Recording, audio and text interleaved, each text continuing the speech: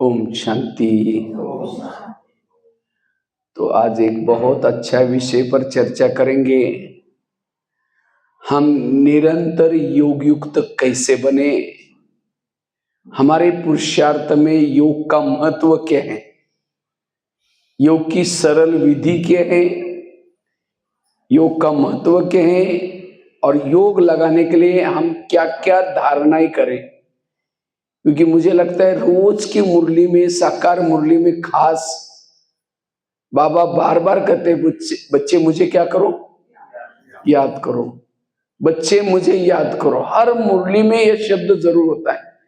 और वास्तव में याद के द्वारा ही हमारे अंदर जो, हमें तो ज्ञान तो हो गया, हम पहले देवी देवता थे, फिर धीरे धीरे नीचे उतरते उतरते विकारों के वश हो गए, और उसके बाद इतने विकारों के वश हो गए, बाबा को भूल गए, सब कुछ भूल गए। अब फिर से बाबा आए हैं, कलयुग खत्म होकर के सतयुग आने वाला है, ये ज्ञान तो हुआ, लेकिन अब उन विकारों पर जीत प्राप्त करना है।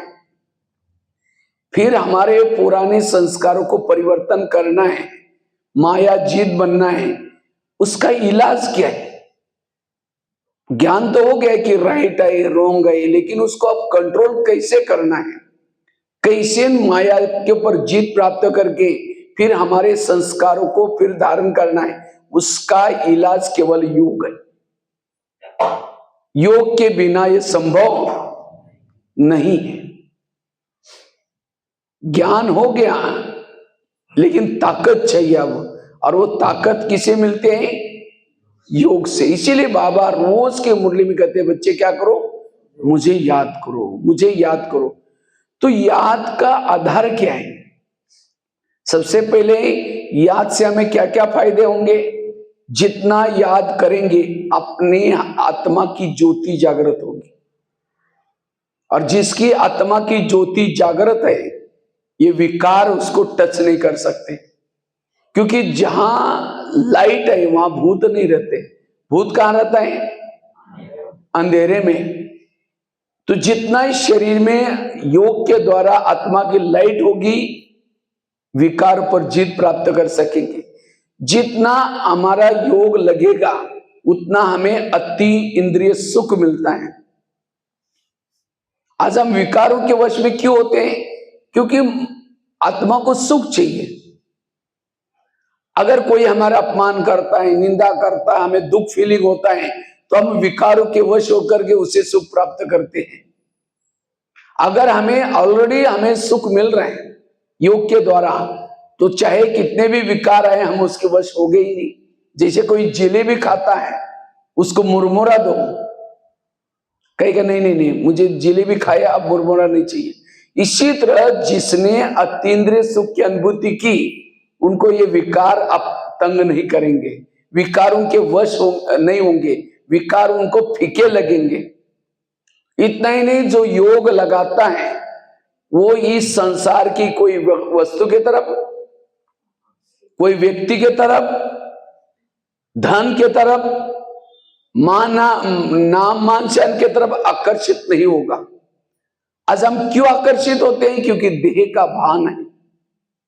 इसलिए देवी देवता सोने के महल हैं, वहां सुंदर सुंदर सबके शरीर हैं, लेकिन एक दूसरे के तरफ आकर्षित नहीं होते, क्योंकि उन्होंने यहाँ के योग के संस्कार धारण किया है। उनकी आत्मा की ज्योति जागृत है, इसीलिए ऑलरेडी उनको आत्मिक सुख मिल रहे हैं, इसीलिए दुनिया में आकर्षित नहीं होते वो, इसीलिए वहां विकार नहीं है। तो वो मेरी नेचुरल स्थिति बनेगी योग से। जितना योग लगाएंगे हमारे से भूले नहीं होगी। जितना योग लगाएंगे, जो हमने जन्म जन्मांतर की भूले की, वो विकर्म भी विनाश होने की प्रक्रिया होती रहेगी। जितना योग में रहेंगे, उतना हमारे कर्मों में कौशलता आएगी, कर्म अच्छे होते रहेंगे। जितना हम योग लगाएंगे, किसी के हमें दोष दिखाई नहीं पड़ेंगे, सब व्यक्ति अच्छे दिखाई पड़ेंगे। तो योग का हमारा लाभ ही लाभ है। इसीलिए बाबा कहते हैं, बच्चे योग लगाओ। लेकिन योग लगाने के लिए योग दो प्रकार का, एक कर्म योग, दूसरा बैठ करके योग। सबसे पहले हमें बैठ करके योग लगाना सीखना जरूरी है। जो बैठ करके योग लगाता है उसका कर्मों में अपने आप योग लगेगा। बैठ करके योग लगाने से विकर्म विनाश होते हैं। कर्मों में योग लगाने से कर्मों में जो भी सुनते हैं देखते हैं उसका प्रभाव हमारे पर नहीं पड़ेगा। तो बैठ करके योग लगाने के लिए सबसे पहले मन को समझना जरूरी है, बुद्धि को समझना जरूरी है। मन क्या है और बुद्धि क्या है? मन सोचता है, और जैसे मन सोचता है, किस आधार से सोचता है? बुद्धि जो देखती है उस प्रमाण मन सोचता है।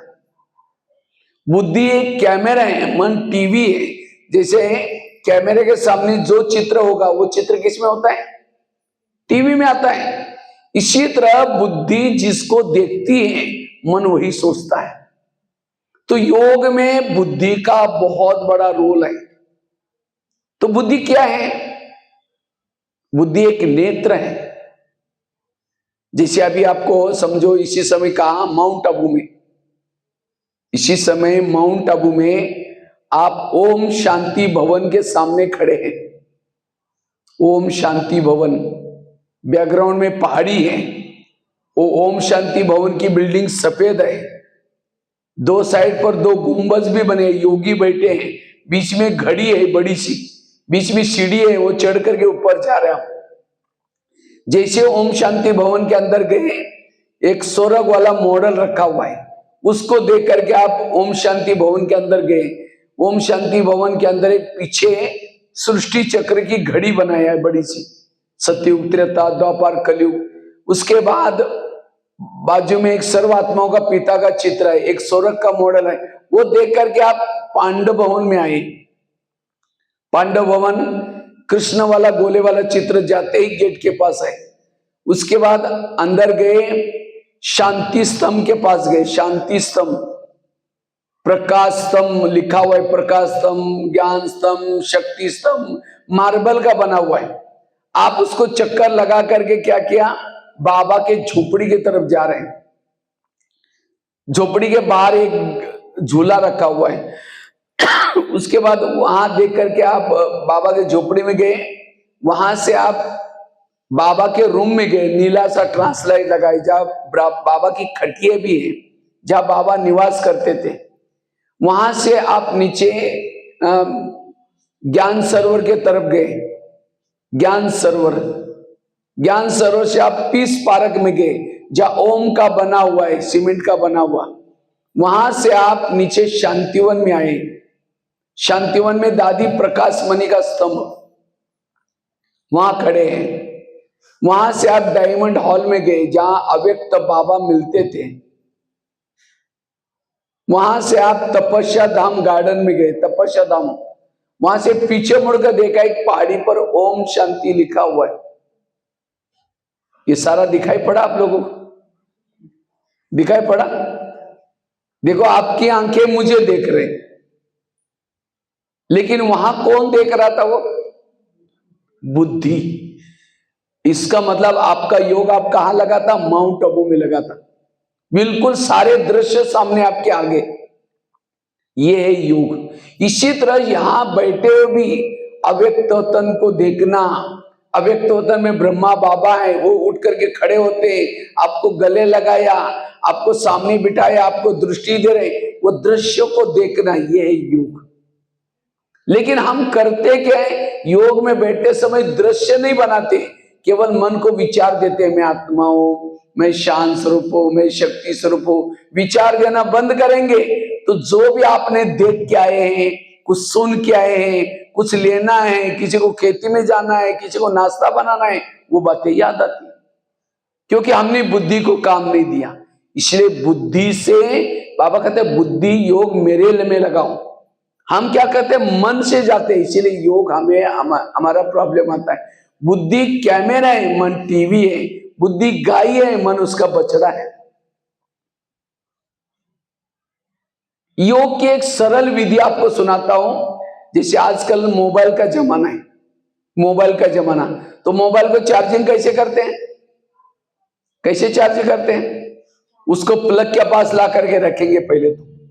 ऐसे नहीं कि कोई रोड पर डालो, इधर उधर डालो तो चार्ज होगा, नहीं होगा। उसको क्या करते हैं?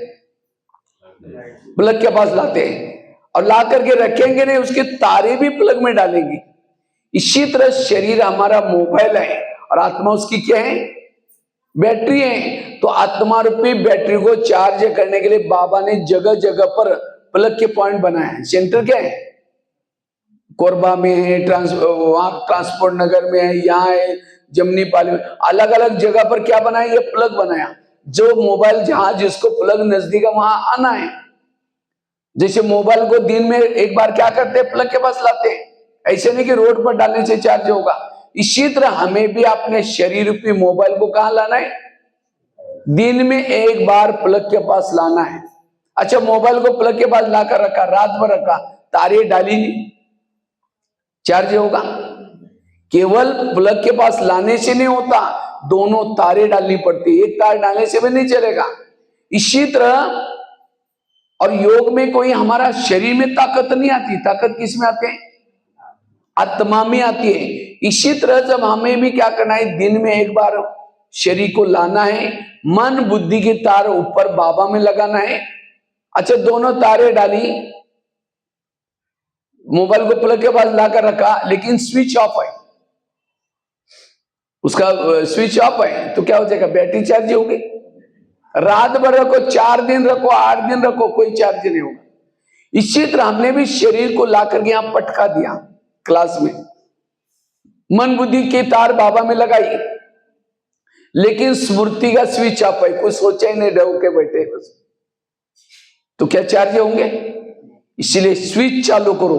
स्विच अर्थात बाबा ने मेरे पर क्या उपकार किए, बाबा मुझे क्या क्या क्या, जितना बाबा के उपकारों को याद करेंगे, प्राप्तियों को याद करेंगे, बाबा मुझे क्या से क्या बना रहे वो याद करेंगे, तब जाकर के लगन में अगन निर्माण होगी। हम क्या करते? स्विच चालू नहीं करते, केवल ड्राइव करके बैठे, फिर घड़ी में देखते हुए रहेंगे और कब तक देखना है। हाँ? ऐसा वो फिर वो योग में जो बैटरी चार्ज होनी चाहिए वो नहीं हुई। इसीलिए स्विच चालू करो। अगर एक एक उपकारों को याद करो, आंखों से आंसू आएंगे।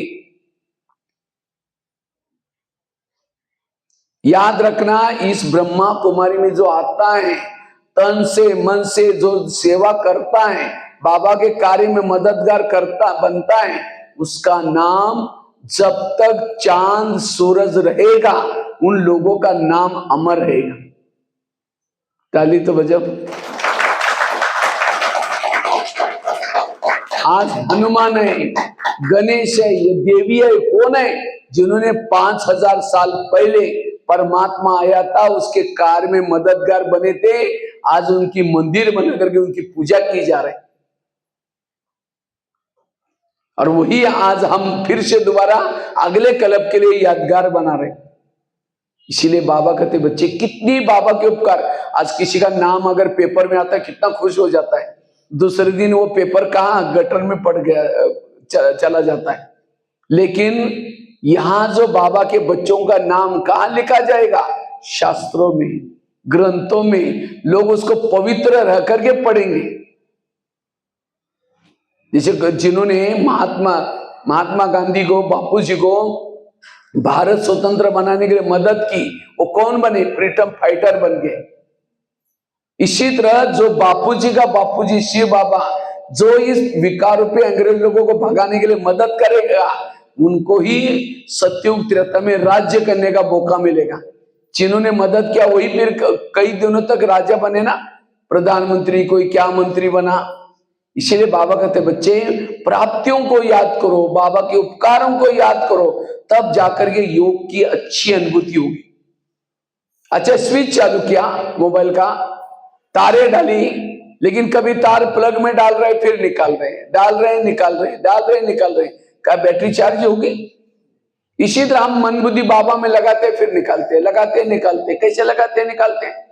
समझो कोई माता योग लगाने के लिए आ रहे और आते थे, रास्ते में देखा कि बहुत अच्छा सब्जी वाला जा रहा है, फिर सोचेगा शाम को इसकी सब्जी बना देते हैं, पहले सोचेगा जाकर के योग करेंगे, जाते समय लेके जाएंगे, यहाँ करके बैठे, लाल लाइट चल रहा है, गीत बज रहा है, शुरू करेंगे मैं आत्मा हूँ, शांत स्वरूप हूँ, शक्ति स्वरूप हूँ।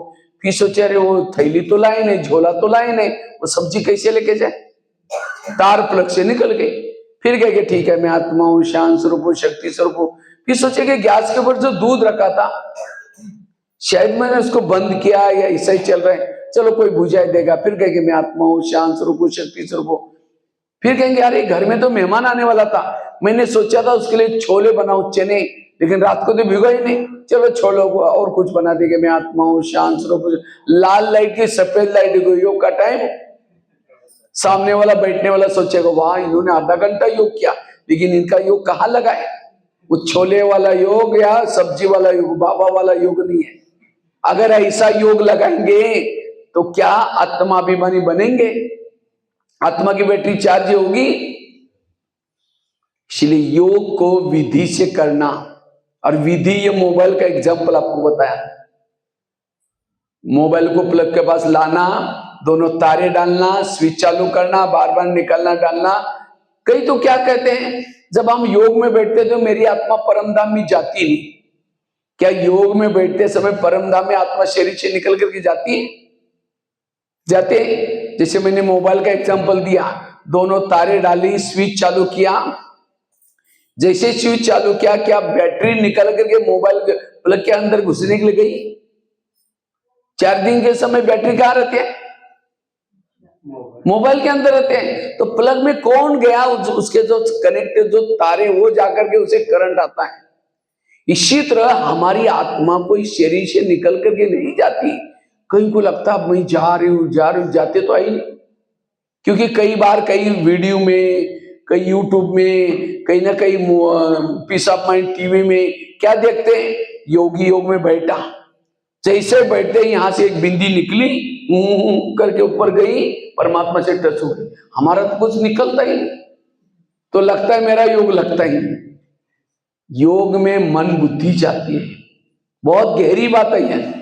इसलिए आपका योग लगता है, आपका योग लगता नहीं है, ऐसे नहीं है। अगर योग नहीं लगता तो आप यहां क्यों आते हैं? किसको मिलने के लिए आते हैं? परमात्मा से मिलने के लिए तो आ रहे हैं ना। आप रोज शुद्ध भोजन खा रहे हैं, अमृत वाला उठ रहे हैं, मुरली याद आ रहे हैं, इसका मतलब आपका योग लग रहा है, लेकिन उसी को एकाग्रता वाला योग। इसलिए विधि को, अभी जैसे मैंने आपको माउंट आबू की बात बताई कि आपकी आत्मा निकल करके गई थी वहां, कौन गया था? मन बुद्धि। मन बुद्धि, लेकिन कौन सा मन जाता है? जिसका मन हल्का है, जिसकी बुद्धि स्वच्छ है, वही मन जाता है, वही बुद्धि जाते हैं। इसलिए योग के समय हमें विधि से योग लगाने की जरूरत है, और जो विधि से योग लगाता है उसको शक्तियां मिलती है। और खास तो अमृत वेला का योग बड़ा महत्व का है।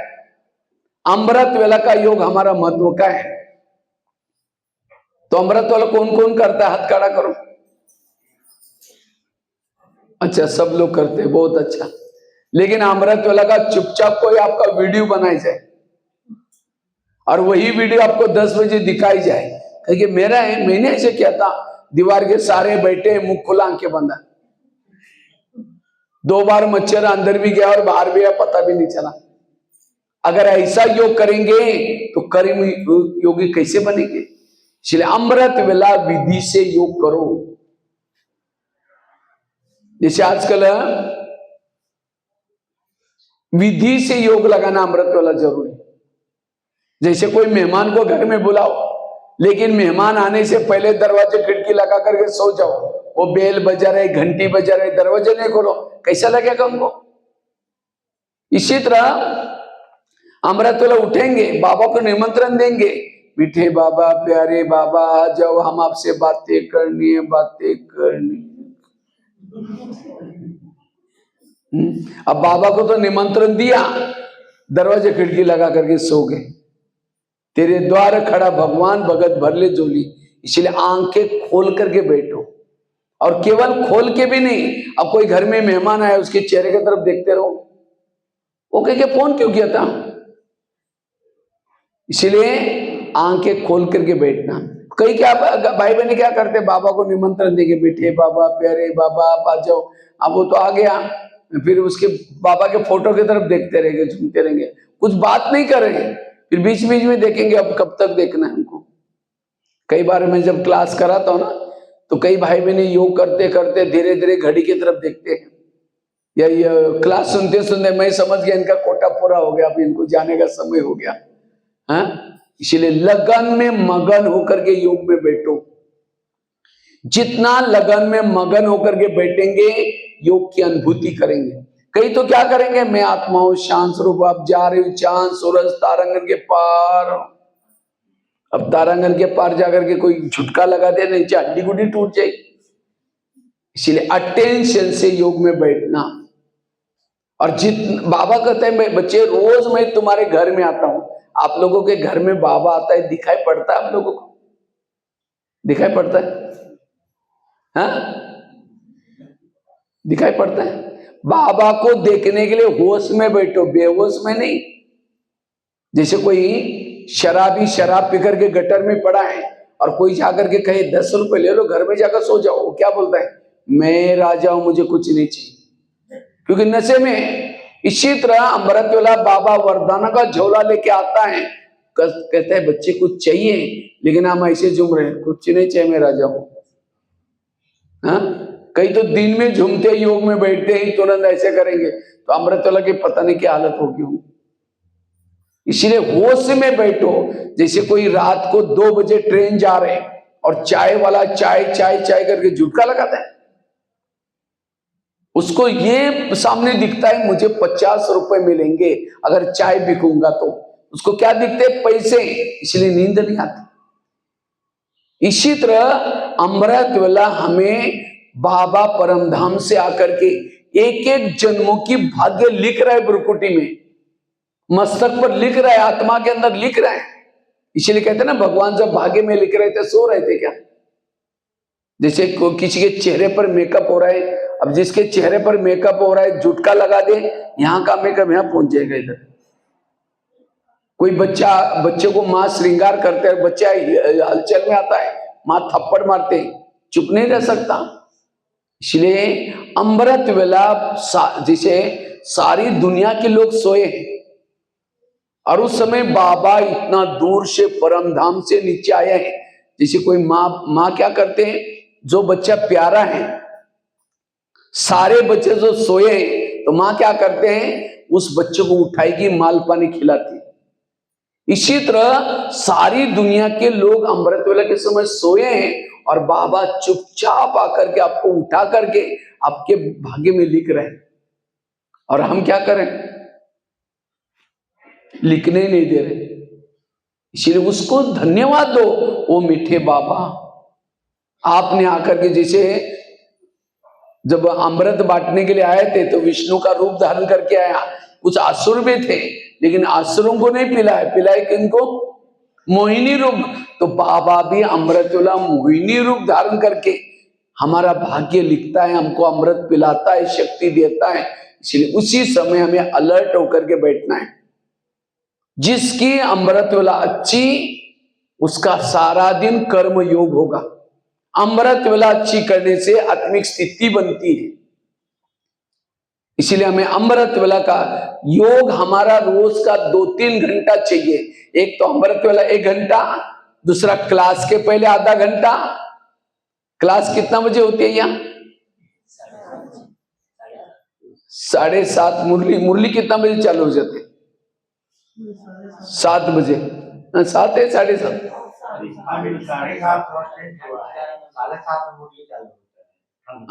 ठंड यहाँ तो कहाँ कुछ ठंड है ही नहीं। हम तो अभी तो कोई गर्म कपड़े नहीं पहने, लाया था, लेकिन आप दिल्ली की ठंड देखो, मुंह से आंखों से धुआं निकलता है वहां। और वहां छोटे छोटे बच्चे टुक टुक करके क्लास में जाते हैं, स्कूल में। उनके 11-12 बजे तक स्कूल नहीं लगती। स्कूल कितना बजे लगती है? 7 बजे स्कूल लगती है, और छोटे बच्चे। और धुंध इतना दिखाई भी नहीं पड़ता, यहाँ का आदमी दिखाई भी नहीं पड़ता, 2 महीना कंटिन्यू चले तो भी। और यहाँ तो कुछ, मैं तो सोचा बाहरी मौसम में मैं पहुंच गया। ठंडी जितना आप ठंडी समझेंगे उतनी ठंडी लगेगी। इसलिए मुझे लगता है क्लास आप लोगों का जो चलता है उसी रूटीन में चलाओ, और क्लास सवेरे सवेरे जितना और जल्दी आएंगे और ताकत आएगी आपके अंदर। क्लास के पहले हर एक को आकर के आधा घंटा योग करना है। अभी 6 महीने के लिए एक रेस लगा दो। क्या रेस लगा दो? वहां एक बाहर रजिस्टर रखो बाहर, और जो सवेरे 6:30 बजे आएगा, 6:30 से पहले वो फर्स्ट नंबर, 6:45 तक आएगा सेकंड नंबर, और 7 बजे तक आएगा थर्ड। उसके बाद कोई किसी की गिनती नहीं। और जो 6 महीने के बाद नया साल शुरू होगा ना, हिंदी वाला चैत्र महीना, वैशाख महीना, उसी समय जो 6 महीना तक जिन्होंने आधा घंटा पहले योग किया 6 बजे, उनको कोई ना कोई सम्मान करके उनको कोई ना कोई गिफ्ट दे देना। ये रेस लगाओ, क्योंकि प्रिंस प्रिंसेस का कॉलेज है। हमें क्लास के, जैसे आप लोग धान बोते हैं, धान बोने से पहले क्या करते हैं? खेती को तैयार करते हैं ना। इसी तरह ज्ञान का बीज दिमाग में डालना है। आधा घंटा का योग जरूरी है, और जो आधा घंटा योग करके मुरली सुनता है उसको मुरली से बल मिलेगा, ताकत मिलेगी। नहीं तो जैसे बिना योग करके मुरली सुनता है, वो उसको कहेंगे धृतराष्ट्र। वो कौन है? धृतराष्ट्र कैसा था? अंधा था। अंधा मतलब आंखों की अंधी की बात नहीं, पता है कि गलत है, पता है कि नहीं करना चाहिए, तो भी कंट्रोलिंग पावर नहीं है। कंट्रोल नहीं कर रहे, गलत कर रहे, पता है बीके हैं, ज्ञान है, ये श्रीमत नहीं है, ये नहीं करना चाहिए, तो भी कंट्रोल नहीं है। क्यों? योग ही नहीं करता हूं। जो योग नहीं करता वो है धृतराष्ट्र। इसलिए हमें आधा घंटा पहले योग करना है। केवल मुरली सुनना नहीं है। आज कई भाई बहने क्या करते हैं? मुरली सुनते हैं, फिर कंप्लेन क्या करते हैं? मेरा संस्कार बदलते नहीं है, मेरी आदतें बदलती नहीं है। क्यों नहीं बदलती? योग का बल कम है। इसलिए हमें अमृत वेला अलर्ट होकर के करना है। क्लास के पहले आधा घंटा योग करना है, और मुरली सुनने कहाँ? सेंटर पर आकर के सुनना है। ऐसे नहीं कि ऑनलाइन में कहीं भी मुरली सुन ली। और नुमा शाम का योग करना, आधा घंटा नुमा शाम का योग घरों में बैठ करके, ट्रैफिक कंट्रोल। इसलिए योग बल को जितना बढ़ाएंगे उतना आपको ये ब्राह्मण जीवन का आनंद आएगा। आज ब्राह्मण जीवन में इतना आनंद क्यों नहीं आ रहा है? क्योंकि योग बल की कमी। ज्ञान है, योग बल नहीं है। इसलिए योग बल को बढ़ाने की जरूरत है। लेकिन योग लगाने के लिए कुछ धारणाएं जीवन में चाहिए, तब योग लगा सकेंगे। योग का महत्व बताया, योग की विधि बताई, मोबाइल का एग्जाम्पल सरल। लेकिन योग लगाने के लिए कुछ धारणा चाहिए। अगर वो धारणा सारे दिन आपके पास नहीं है, आप योग लगा ही नहीं सकते। पहली धारणा है, अगर मुझे योग युक्त बनना है, मुझे सारा दिन मैं आत्मा हूं, मैं आत्मा हूं, ये आत्मा को देख रहे हैं, यह अभ्यास चाहिए। बिना आत्म अभिमानी का योग लग नहीं सकता। परमात्मा को आकर्षित करना है, पहले आत्म अभिमानी बनो। एक भाई ने मुझे क्वेश्चन पूछा, कहता भाई साहब, अगर कोई बर्फ के पास जाकर के बैठेगा तो क्या होगा? क्या होगा? ठंड लगेगी। उसके लिए कोई कमेंट्री करने की थोड़ी जरूरत है, ओ कितना ठंड लग रहा है, कितना ये हो रहा है, बोलने की जरूरत है? कोई गरीब हो, अमीर हो, बर्फ के पास जाएगा तो ठंडी लगेगी। अगर कोई आग के जली है आग, और आग के पास कोई जाएगा तो उसको गर्मी का अनुभव महसूस होगा। उसके लिए भी कोई कमेंट्री करने की जरूरत नहीं। इसी तरह कहता है, सर्वशक्तिवान परमात्मा कहीं बैठा है सामने, और वो ही उसके पास जाकर के बैठेगा तो क्या अनुभव होगा? क्या अनुभव होगा? शक्ति का, शांति का, आनंद का अनुभव होना चाहिए। लेकिन कहता है, माउंट आबू में शांतिवन में डायमंड हॉल में बाबा आया था, गुलजार दादी के तन में 4 घंटा बैठा था। मैंने बिल्कुल स्टेज के पास बहनों को बोल करके जुगाड़ लगा करके जगह दी। 4 घंटा मैंने बैठा, कोई शांति भी नहीं, कोई आनंद भी नहीं, शक्ति भी कोई अनुभव ही नहीं हुआ, ऐसा कैसे हो गया? उसने ये प्रश्न पूछा था। तो मैंने एक छोटा सा एग्जाम्पल दिया, अगर बड़ा सा एक चुंबक है, चुंबक के सामने लोहे के टुकड़े डालो तो क्या हो जाएगा? खींच लेगा। इसका मतलब चुंबक अच्छा है। लेकिन लोहे के टुकड़ों को बड़े से कपड़े के अंदर लपेट करके डालो तो खींचेगा? क्यों? कपड़े के अंदर लपेटा हुआ है उसको, वो लोहे के टुकड़ों को बड़ा सा कपड़ा लेकर के गाढ़ बांध करके रखा है, खींचेगा? हिलेगा भी नहीं। चुंबक खराब है? चुंबक अच्छा है, लेकिन लोहे के टुकड़ों हमने क्या किया है? वो कपड़े के अंदर लपेटा हुआ है। इसी तरह बाबा सर्वशक्तिवान एक चुंबक है, लेकिन हम देह भान के अंदर कपड़े के अंदर लपेट करके बैठेंगे, कोई अनुभव नहीं होगा। इसलिए बाबा कहते बच्चे ये आत्मा का पाठ पक्का करो।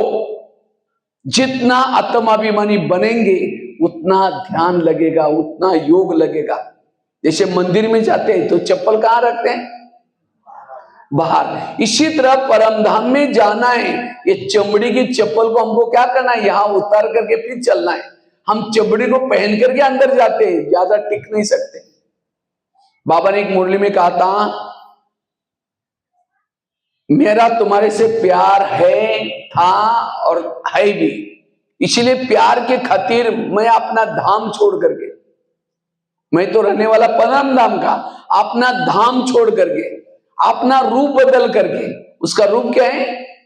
निराकार ज्योति स्वरूप, लेकिन तुम्हारे प्यार के खातिर मैं अपना धाम छोड़ करके नीचे आया और साकार में आकर के तुम्हारे भाषा में, तुम्हारे शब्दों में मैंने ज्ञान का डमरू बजा बजा करके समय का महत्व बताया, समय क्या चल रहा है, युग बदल रहा है, सारा ज्ञान बताया। ये मेरा तुम्हारे से प्यार था।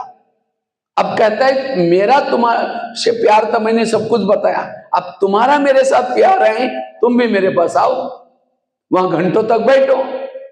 लेकिन बाबा ने कहा कई बच्चे आकर के बैठना चाहते हैं, लेकिन ज्यादा समय टिकते नहीं, तुरंत खिसक जाते हैं। क्यों? रूप नहीं बदलते, देह भान में आकर के बैठते।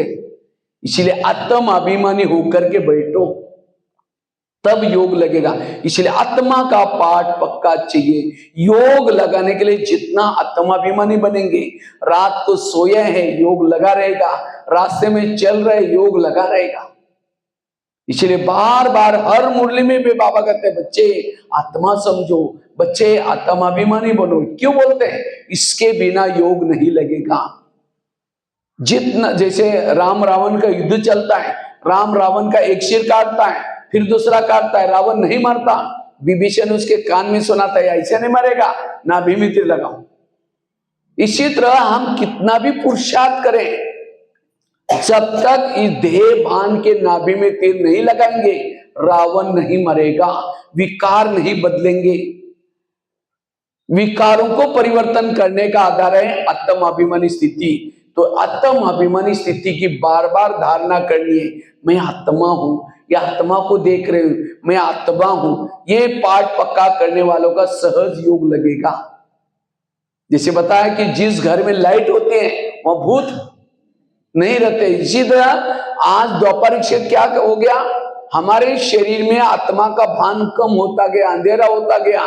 काम का भूत, क्रोध का भूत, लोभ का भूत, सारे विकारोपी भूत घुस गए। अब उन विकारोपी भूतों को भगाना है, ये लाइट जलाकर रखो, आत्मा अभिमानी बनो। दूसरी धारणा है, अगर योग लगाना है, हमें किसी का सारा दिन परचिंतन नहीं करना है। जो सारा दिन परचिंतन करता है, प्रदर्शन करता है, वो योग लगा ही नहीं सकता। समझो किसी के घर में जाओ, उनके बच्चे भी बैठे हैं, बाप भी बैठा है, बच्चों को कहेंगे बच्चा ठीक नहीं तो नालायक है, ऐसा है वैसा है, और बाप को कहेंगे आप बहुत अच्छे हैं, आप कितने अच्छे हैं, बाप कहेगा तुम पहले यहां से भाग जाओ, तुमने मेरे बच्चों को खिलाने क्यों? मेरे बच्चा बोलता है। हर मम्मी पापा को अपने बच्चे प्यारे होते हैं, बच्चा लूला हो, लंगड़ा हो, अंधा हो। इसी तरह सारा दिन कहेंगे ये बहन ऐसी है, भाई ऐसा है, मेरा भाभी ऐसे है, पड़ोसी ऐसे है, सारा दिन परचिंतन करेंगे और शाम को योग में बैठेंगे और क्या करेंगे? मीठे बाबा, प्यारे बाबा, शांति के सागर, दया के सागर। बाबा कहेगा तुम पहले यहां से भाग जाओ, तुमने मेरे बच्चों को खिलाने की, तो मेरे बच्चा बोलता है। अगर मेरा योग नहीं लगता, दाल में जरूर कुछ काला है। इसलिए मुझे किसी का परचिंतन नहीं करना, किसी के भी दोष नहीं देखना। जो परचिंतन करता है, दोष देखता है, उसके दिमाग में ज्ञान नहीं बैठता। 4 पेज की मुरली सुनी, एक शब्द भी याद नहीं रहेगा, ना वरदान याद रहेगा, ना स्लोगन याद रहेगा। सरस्वती कहां बैठी है? किसके ऊपर बैठी है? हंस के ऊपर। हंस अर्थात अंदर बाहर स्वच्छ। कई क्या करेंगे, पीछे से किसी की बुराई करेंगे, फलानी ऐसी है, वो ऐसी है। अचानक आई, क्या बोलेगा? ओम शांति। अभी हम आपको याद कर रहे थे, मुख में राम बगल में चोरी। इसलिए कभी भी किसी के दोष नहीं देखो। परचिंतन करने वाला आत्मचिंतन नहीं कर सकता।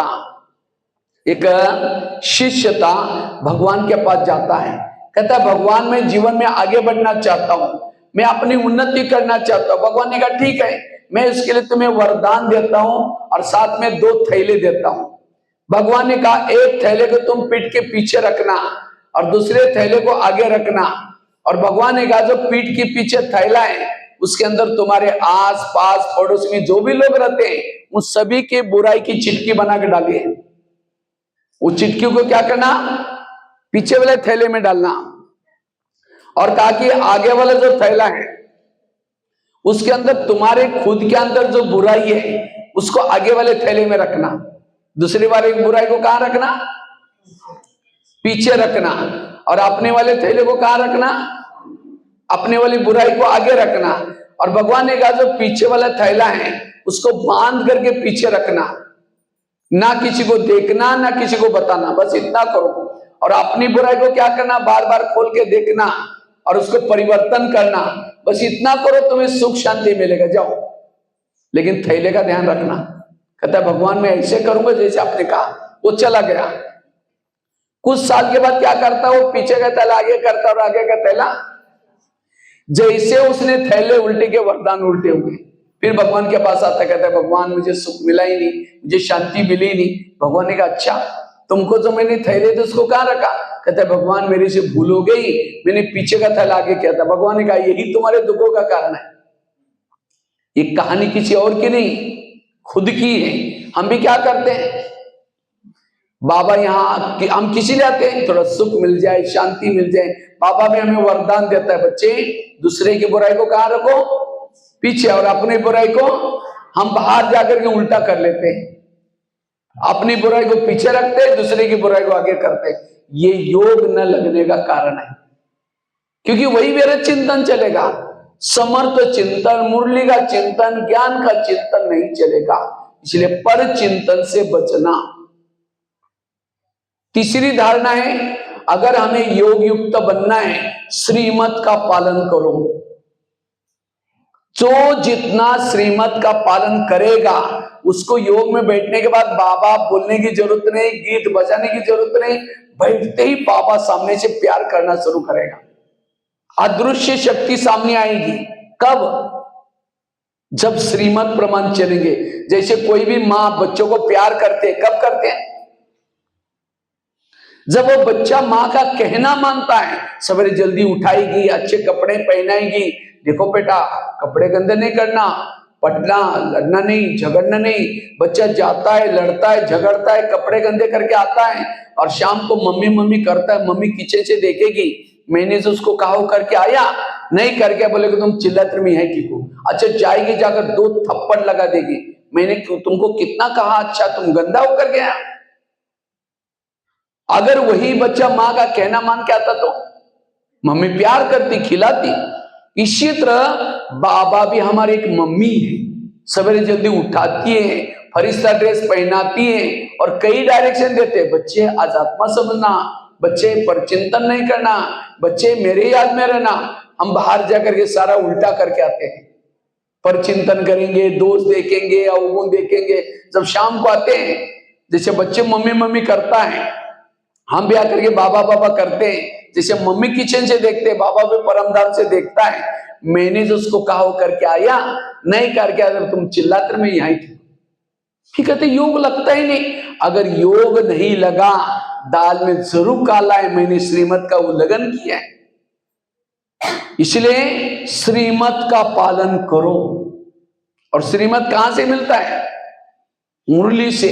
मुरली का एक एक सेंटेंस मेरे लिए श्रीमत है, और जितना श्रीमत प्रमाण चलेंगे योग लगेगा। कितनी धारणा होगी? पहली बताई आत्माभिमानी बनने की धारणा, दूसरी बताई पर चिंतन से बचने की धारणा, थैली वाली कहानी बताई, तीसरी बाबा के श्रीमत प्रमाण चलने की धारणा, चौथी धारणा है अगर मुझे योग युक्त बनना है, सारा दिन मुझे सभी से दुआई लेनी है। दुआएं परमधाम में जाने का विमान है। अगर ये विमान ही नहीं, ऊपर जा ही नहीं सकते।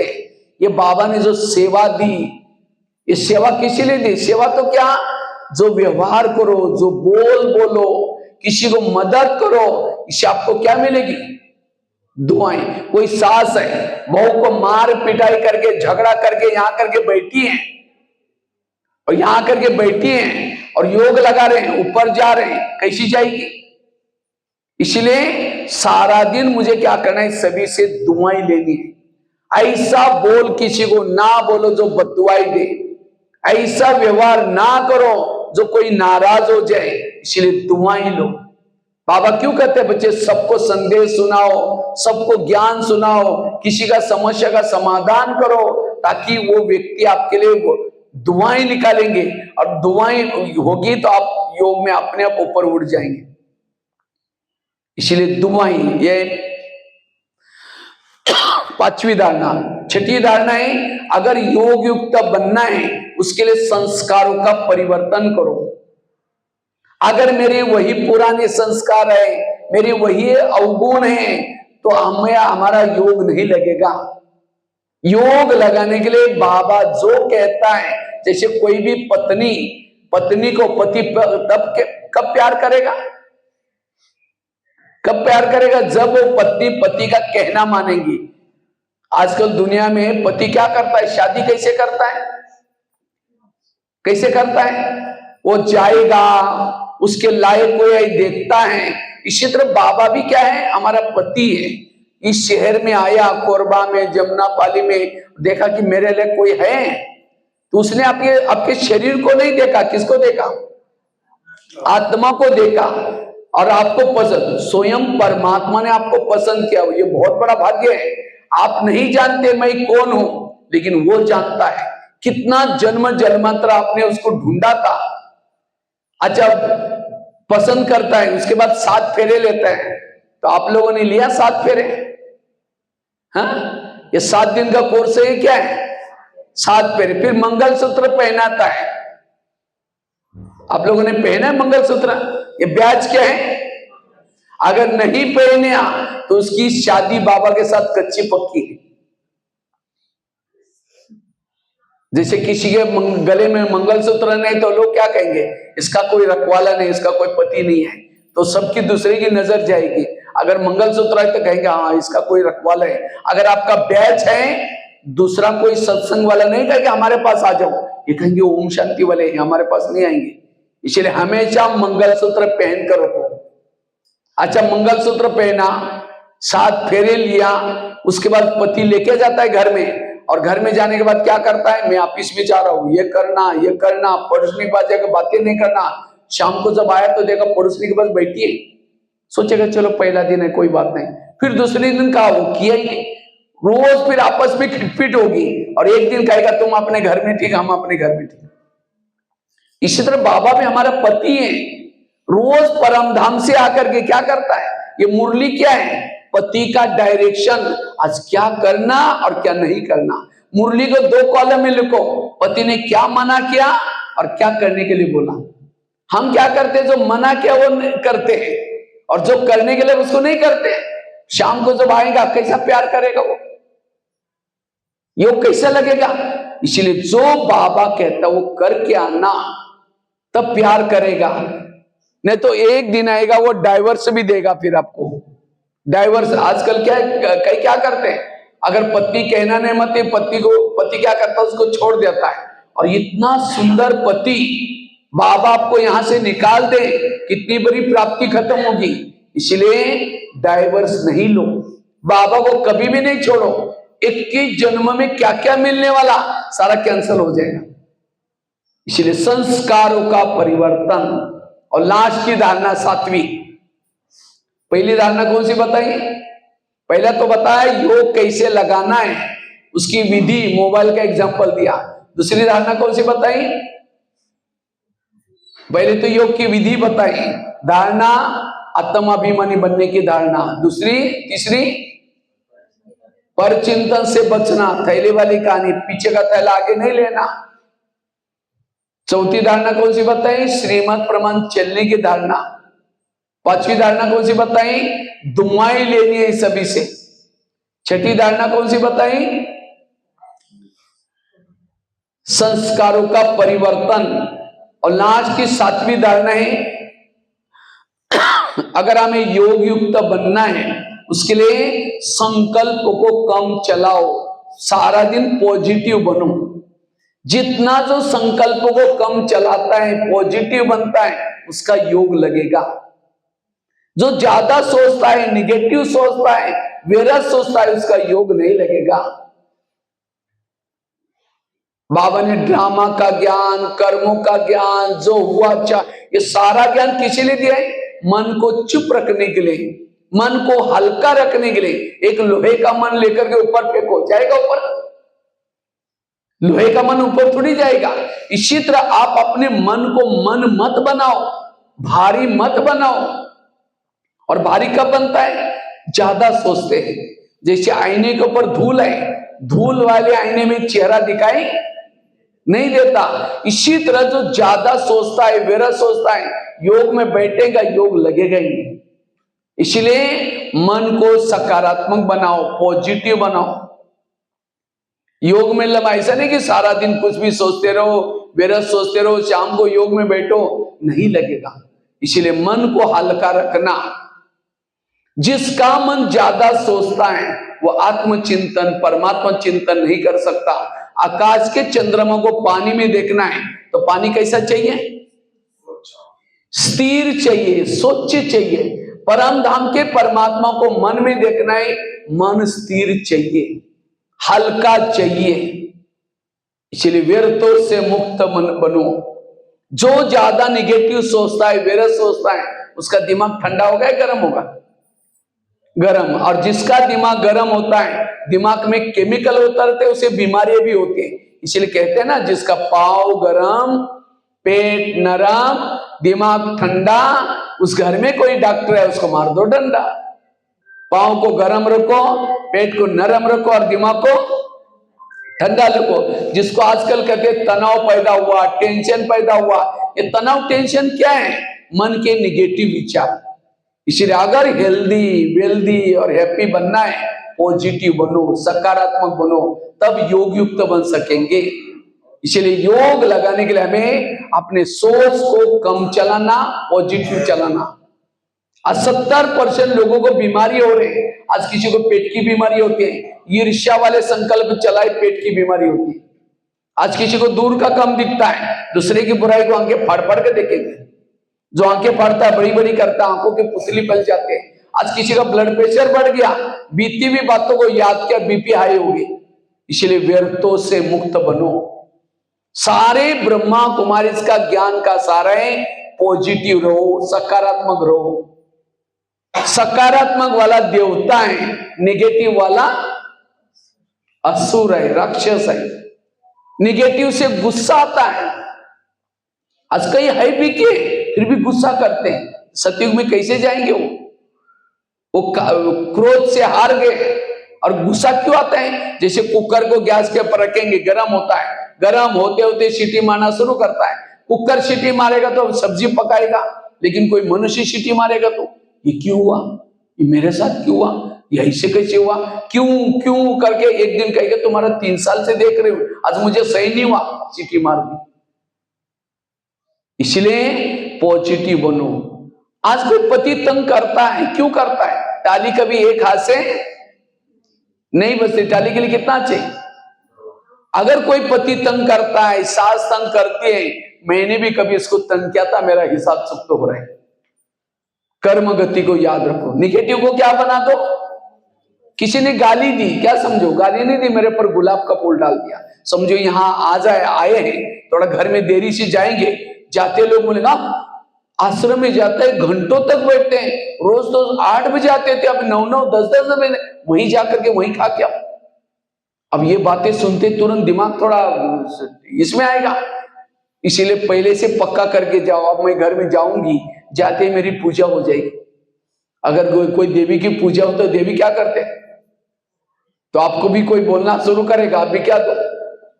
वरदान वाला हाथ से नहीं दो तो और चिढ़ जाएंगे, बड़ी देवी बन के आई, शक्ल जा करके देख ले, मन से कहो कि बाबा आज हम इतनी अच्छी अच्छी बातें योग की सुन के आए, अगर ये भी वहां होते तो वो भी अच्छा लगता। पॉजिटिव। नेगेटिव को क्या बना दो? पॉजिटिव। मन को हल्का रखो, और जो मन को हल्का रखता है वो योग युक्त बनता है, उसकी बुद्धि स्वच्छ होती है। इसीलिए योग लगाने के लिए पॉजिटिव रहना, सकारात्मक रहना जरूरी है। तो कितनी धारणा बताई? 7 धारणा बताई, और तब योग को आप बना सकेंगे। इसलिए वर्तमान समय हमें पहली बात कौन सी सुनाई? योग की विधि को समझना जरूरी है। दूसरी बात कौन सी सुनाई? हमें आत्म अभिमानी बनने का सारा दिन लक्ष्य रखना है, पुरुषार्थ करना है। तीसरी बात कौन सी सुनाई? योग युक्त बनने के लिए धारणा पर चिंतन से बचे रहना है। अगर कोई सुनाता है, हम क्या करते हैं? अच्छा और क्या हुआ? वो उठ के भी जा रहे हैं, बैठो ना, चाय पानी पी के जाओ ना, बताओ ना क्या हुआ। अब कोई आपके घर में उल्टी करने के लिए आएगा तो क्या करेंगे? नाक बंद करके पकाएंगे, उसको कहेंगे वॉश बेसिन में जाओ, उधर जाओ। इसी तरह कोई परचिंतन सुनाता है, उल्टी कर रहे हैं, लेकिन हम क्या करते हैं? उसको भगाने के बजाय अपने कान में डालें। कान कोई वॉश बेसिन तो नहीं है ना, इसीलिए इससे बच करके रहना। तीसरी धारणा कौन सी बताई? श्रीमत का पालन करना। चौथी कौन सी बताई? हमें सभी से दुआएं लेनी है। पांचवी कौन सी बताई? संस्कारों में परिवर्तन करना। जितना संस्कारों में परिवर्तन करेंगे उतना योग युक्त बनेंगे। और कौन सी बताई? संकल्पों को पॉजिटिव बनाना। ये कुछ सारा दिन धारणा है तब योग लगेगा। ये तो चाहते योग लगाना है लेकिन लगता नहीं। अगर कोई ना कोई इसमें से कोई कमी है, इस कमी को भरना। ठीक है? ओम शांति।